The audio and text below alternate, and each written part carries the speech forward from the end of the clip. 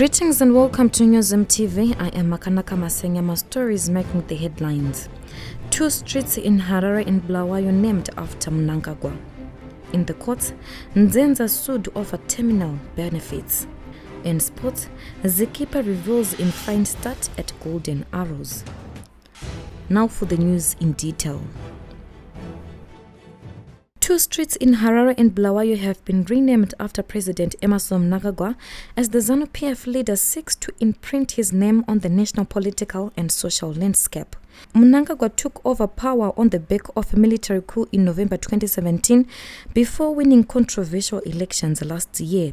Cabinet on Thursday announced several other streets had been renamed after some of the country's late political heavyweights, South African liberation icon Oliver Tambo and a former Soviet leader.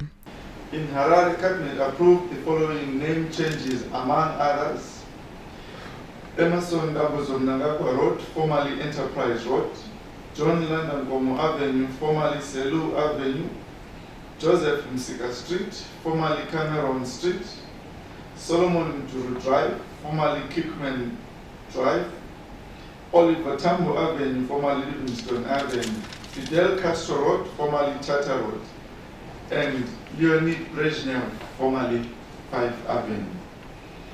The second city Bulawayo Cabinet approved the following name changes, among others: Emmerson Mnangagwa Way, formerly 6th Avenue; Simon Mzenda Avenue, formerly 9th Avenue; Joseph Msika Avenue, formerly 12th Avenue; John Mnangagwa Avenue, formerly 4th Avenue up to King George; Maria Msika Avenue, formerly 5th Avenue; Nikita Mangena Avenue, formerly 10th Avenue; Queen Lozike Street, formerly 5th Street and Queen's Road; Lookout Masubu Avenue, formerly Colin Branda Avenue; and Jairosturi Avenue, formerly 23rd Avenue. Meanwhile, government has also renamed Harare Hospital after former President Robert Mugabe's first wife, Sally, while Mutare Provincial Hospital is now to be called Victoria Chitepo Hospital.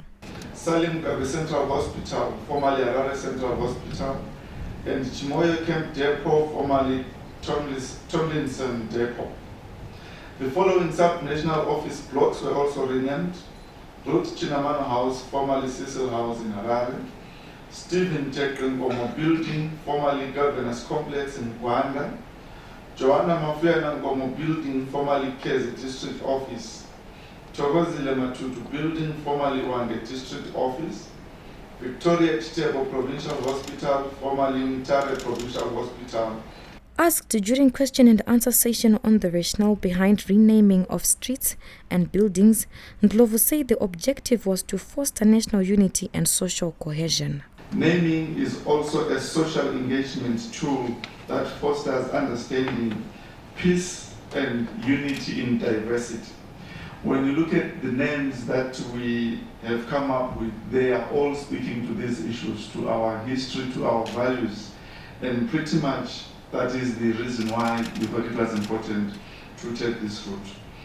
In terms of naming streets or any building after the president, in terms of our constitution, is the only person who can have a name after him, a street named after him while he's still alive.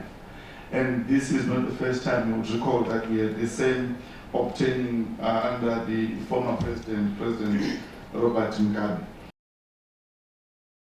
In other news, government has now dismissed a total of 435 doctors for engaging in what the Labour Court declared as an illegal strike in October. The medical practitioners have been on strike for 77 days now, according to Cabinet. Following the standoff, government has been holding disciplinary hearings against the doctors who have been demanding a review of their salaries and allowances at the interbank currency rate. A total of 480 disciplinary cases have so far been heard. An additional 149 doctors were found guilty and discharged, bringing the cumulative total of the doctors discharged to 435. Doctors have continued pressing on their demands despite the dismissals. in the courts. Industry Minister Seka Nzenza has been hauled to court by former National Indigenization and Economic Empowerment Board Regional Manager David Garwe and 18 others who are claiming over 60,000 litres of diesel as part of their termination benefits. Garwe and his co-applicants are claiming between 1,000 and 6,000 litres of diesel each. The group filed summons for a provisional order against the minister, arguing they want the fuel or the monetary equivalent calculated in line with the Zimbabwe Energy Regulatory Authority price applicable at the date of payment, including interest. The case is pending. In business, government has removed duty on wheat and the country's staple maize meal.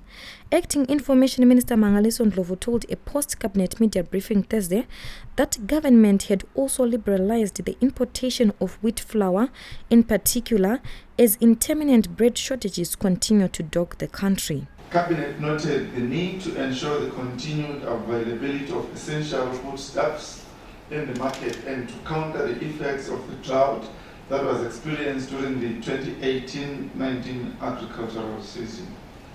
Accordingly, Cabinet has resolved to implement the following temporary measures: removal of control of goods imports permits for maize grain, maize meal and wheat flour with immediate effect; placement of wheat flour on the open general import license with immediate effect; and suspension of all import duties currently applicable on the following products as indicated: wheat flour in packagings of more than 50 kgs. The current rate is 20% and the new rate will be 0%, so it will be exempt. Wheat flour in packagings of less than 50 kgs. Currently the rate of duty is 10%. The new rate will be 0%. Maize meal, the current rate is 25%. The new rate will be 0%, so they are fully exempt.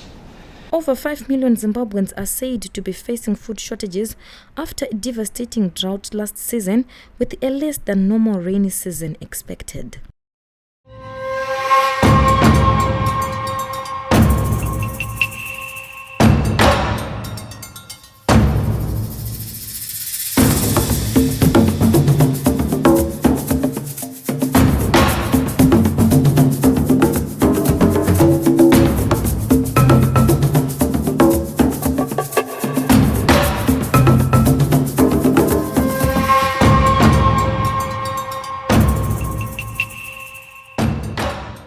We end with sports.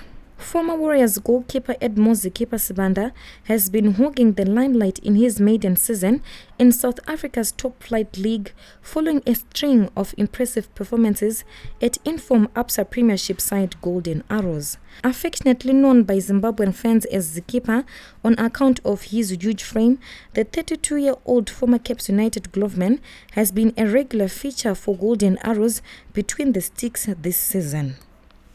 Reporting for newszimbabwe.com, I am Mnangagwa Masenyama. For this and more stories, visit our website www.newszimbabwe.com and subscribe to our YouTube channel, Newzim TV.